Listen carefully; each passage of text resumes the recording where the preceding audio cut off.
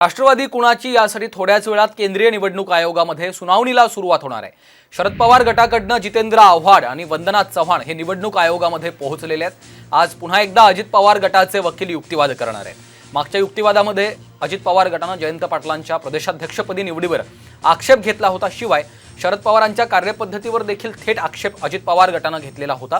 त्यानंतर आज पुन्हा एकदा अजित पवार गटाला युक्तिवादाची संधी मिळणार आहे।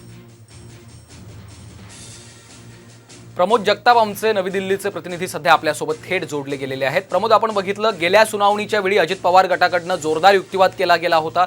शरद पवारांच्या कार्यशैलीवर देखील गंभीर स्वरूपात प्रश्न उपस्थित केले गेले होते। आजची सुनावणी नेमकी कशी होणार आहे? कारण गेल्या वेळेच्या सुनावणीमध्ये अजित पवार गटाने युक्तिवाद केला असला तरी मध्ये मध्ये शरद पवार गटाचे वकील आपल्या कमेंट्स करत होते। आजच्या सुनावणीचं स्वरूप नेमकं काय असेल प्रमोद?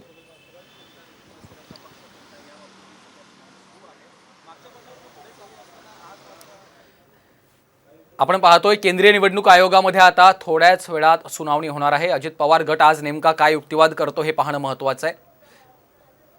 दुसरीकडे पवार गटाकडनं जितेंद्र आव्हाड आणि वंदना चव्हाण देखील निवडणूक आयोगाच्या कार्यालयात दाखल झालेले आहेत।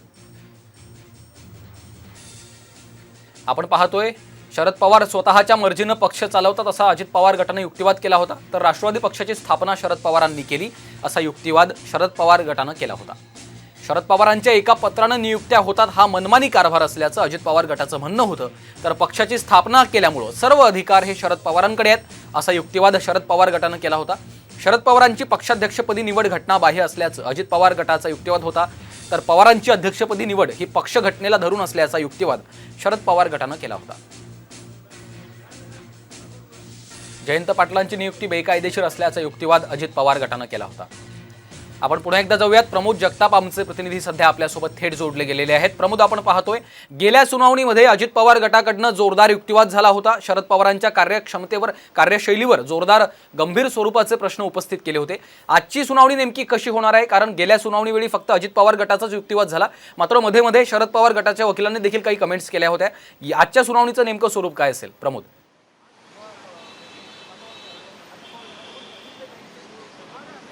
श्रीकांत, अगदी बरोबर आहे। आज पूर्णपणे आजच्या दिवसाचा युक्तिवाद हा अजित पवार यांच्याच गटाकडनं केला जाणार आहे। शुक्रवारचा युक्तिवाद देखील अजित पवार यांच्याच गटाचा होता। अजित पवार हे पिटिशनर आहे, त्याच्यामुळं अजित पवार यांच्या गटाला याचा पहिल्यांदा सुनावणीचा अधिकार मिळालेला आहे प्रतिवादाचा। आता जर आपण बघितलं तर दोन्ही पक्षांचे वकील जे आहेत ते सुप्रीम इलेक्शन कमिशनमध्ये दाखल झालेले आहेत। नीरज किशन कौल असतील अजित पवार यांच्या गटांकडून किंवा मनिंदर सिंग असतील, हे दोन्ही वकील जे आहेत ते इलेक्शन कमिशनमध्ये दाखल झालेले आहेत। सोबतच शरद पवार यांच्या गटाचे वकील अभिषेक मनु सिंघवी असतील किंवा देवदत्त कामत असतील, हे देखील सुनावणीसाठी पोहोचलेले आहेत।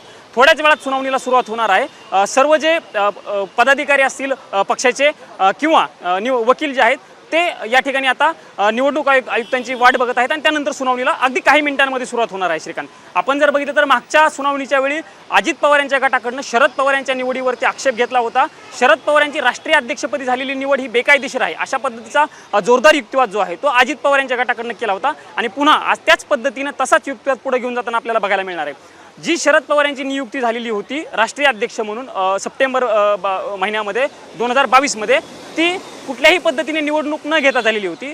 आमच्या पक्षाचा म्हणजे राष्ट्रवादी काँग्रेस पक्षाचा जी काही घटना आहे त्या घटनेनुसार जर तुम्हाला नियुक्ती करायची असेल तर त्यासाठी निवडणुका घेणं गरजेचे असतात, मात्र आमच्या गटाकडनं कुठल्याही निवडणुका घेतल्या गेल्या नाहीत, थेट पद्धतीने नियुक्ती झाली अशा पद्धतीचा युक्तिवाद जो आहे तो शरद पवार यांच्या गटाकडनं केला जात होता। आता पुन्हा बघावं लागणार आहे आज नेमकं शरद पवार यांच्या गटाकडनं कशा पद्धतीनं अजित पवार यांच्या गटाकडनं केला जाणारा युक्तिवादाला कशा पद्धतीनं प्रत्युत्तर दिलं जातं। अभिषेक मनु सिंघवी असतील किंवा देवदत्त कामत असतील, हे दोन्ही वकील जे आहेत ते शरद पवार यांच्या गटाकडनं बाजू मांडण्यासाठी इलेक्शन कमिशनमध्ये उपस्थित असल्याचं आपल्याला बघायला मिळते। श्रीकांत, प्रमोद, आपण बघितलं गेल्या सुनावणीला अजित पवार गटाचा कुठलाच नेता सुनावणीला उपस्थित नव्हता, मात्र शरद पवार स्वतः उपस्थित होते, शरद पवारांचे इतर सहकारी देखील उपस्थित होते। आजची काय नेमकी परिस्थिती आहे? कारण जितेंद्र आव्हाड आणि वंदना चव्हाण देखील आपल्याला या ठिकाणी उपस्थित राहिल्याचं दिसतंय।